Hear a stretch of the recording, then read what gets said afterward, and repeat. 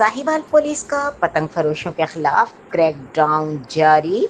Sahiwal police थाना गल्ला मंडी की पतंग फरोशों के खिलाफ मुख्तलिफ कार्रवाइयाँ। 4 पतंग फरोश गिरफ्तार, मुलजिमान के कब्जे से 2000 पतंगे और डोर की चरखियाँ बरामद। मुलजिमान खिलाफ मुकदमा दर्ज कर लिया गया। रुक करेंगे साहिवाल का।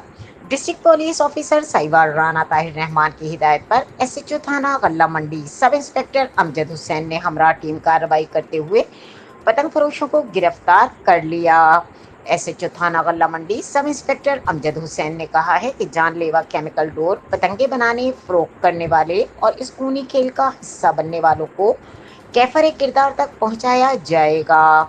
किसी मासूम की जिंदगी से खेलने वालों के खिलाफ सख्त कानूनी कार्रवाई अमल में लाई जाएगी। पतंगबाजी जानलेवा खेल है। पतंगबाजी और पतंग फरोशी के जरिए शहरियों की जानें खतरे में डालने वाले कानून की गिरफ्त से नहीं बच सकते।